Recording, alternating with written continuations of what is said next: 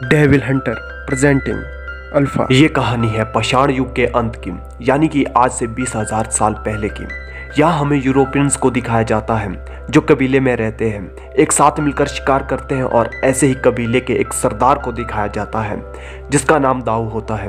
वो सर्दियों का खाना इकट्ठा करने के लिए अपने कबीले वालों के साथ मिलकर शिकार करने आया है और इनके सामने बहुत बड़ी बड़ी भैंसों का झुंड होता है। ये सब के सब उन पर हमला कर देते हैं और तभी दिखाया जाता है कि एक जंगली भैंसा दाऊ के बेटे कैडा की तरफ भागता है। दाऊ उसे रास्ते से हटने को कहता है लेकिन वो डर जाता है, इसलिए वो भागना शुरू कर देता है।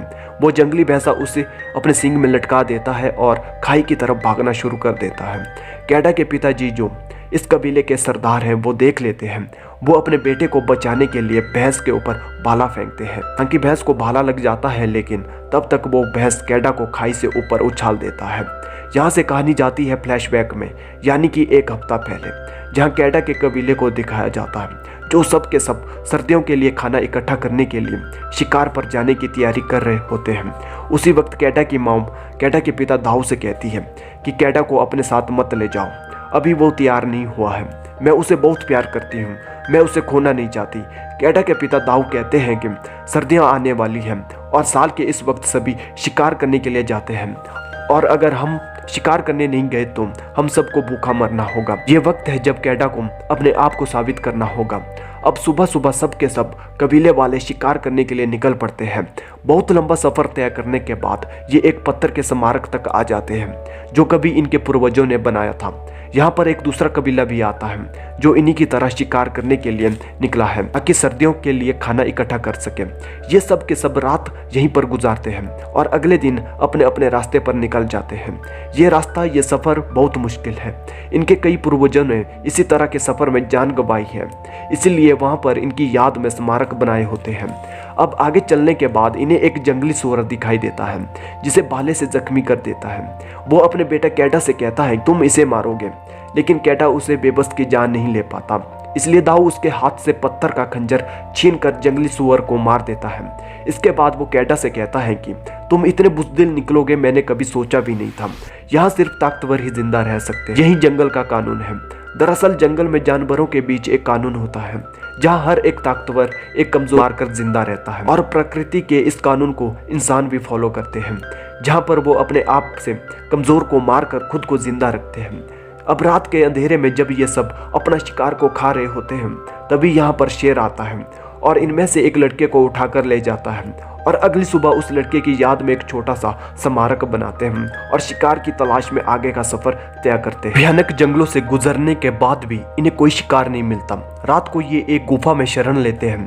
तब दाऊ अपने बेटे कैडा के हाथ में तारों के कुछ टैटू बनाता है और उसे बताता है कि ये तारे तुम्हारे रात को आसमान में दिखेंगे और जब तुम इनका पीछा करोगे तो वापस अपने घर आ सकते हो। दरअसल ये एक तरह का नक्शा है, इंडिकेशन है कि इनका घर किस तरफ है।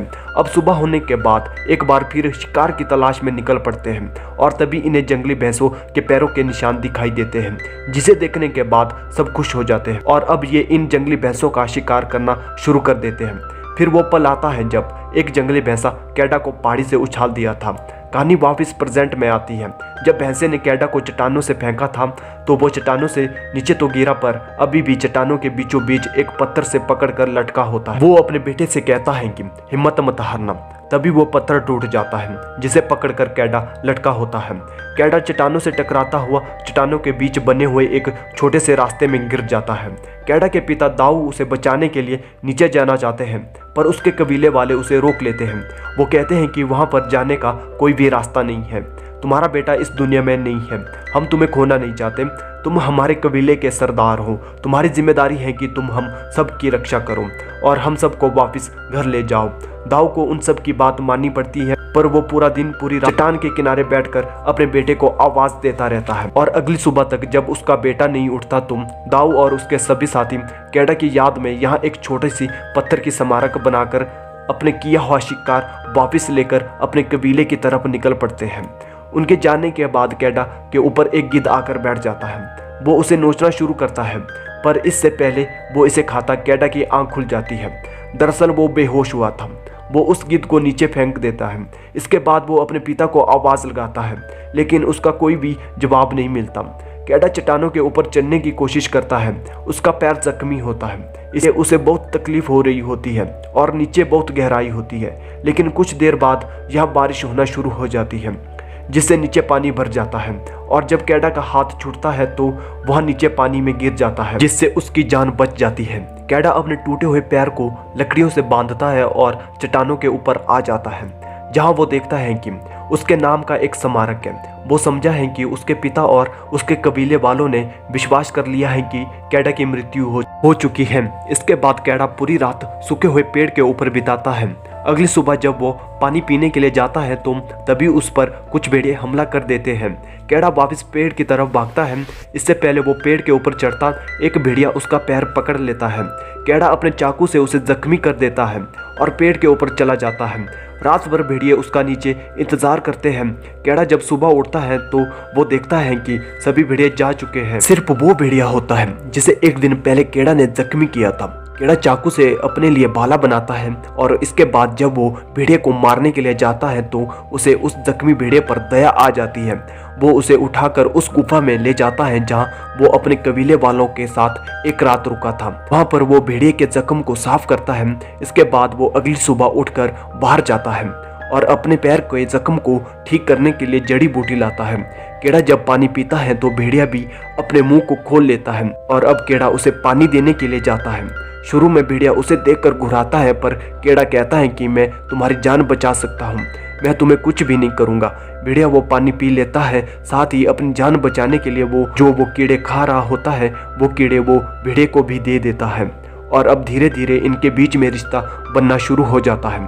ये दोनों के दोनों जख्मी हैं, इसीलिए कुछ दिन तक वो इसी गुफा में रहते हैं। एक रात को कैडा अपने हाथ में तारों के उन टैटू को देखता है जो उसके पिता ने बनाए थे और इसके बाद उन तारों को आसमान में देखता है। वो कहता है कि मुझे अपने घर जाना है और अपने माता पिता से मिलना है और अगली सुबह अपने सफर के लिए तैयार हो जाता है। वो उस भेड़िए को कहता है कि तुम भी अपने घर चले जाओ इससे पहले कि बर्फ पड़े, मुझे अपने घर पहुंचना होगा। और कैडा यहाँ से निकल जाता है, पर वो देखता है कि वो भेड़िया लगातार उसका पीछा कर रहा होता है। पर कैडा कई बार भेड़िए को भगाता है लेकिन वो उसके पीछे आना नहीं छोड़ता और जब भेड़िया एक सुअर को देखता है वो उसका शिकार करने की कोशिश करता है, पर वो शिकार नहीं कर पाता। कैडा समझाता है कि वो भूखा है। वो उसे कीड़े देता है जो वो खुद भी खा रहा होता है और पहली बार वो भेड़िया कैडा के हाथ से वो कीड़े खाता है। अब ये दोनों के दोनों एक अच्छे दोस्त बन चुके हैं। इसके बाद भेड़िया एक खरगोश का शिकार करता है जो ये दोनों मिलकर खाते हैं और रात को एक साथ ही मिलकर सो जाते हैं। अगली सुबह भेड़िया कैडा का मुंह चाट कर उठाता है।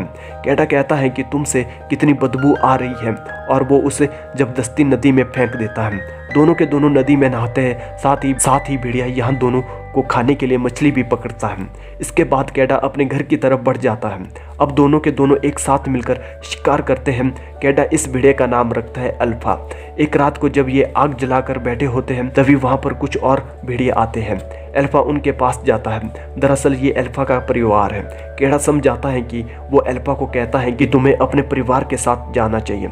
अल्फा अपने परिवार के साथ चला जाता है और अगली सुबह कैडा अपने आगे के सफर पर निकल जाता है। अब बर्फ भी पड़ चुकी है, यानी कि बहुत ठंड है और कैडा लगातार आगे बढ़ रहा होता है। तभी वो देखता है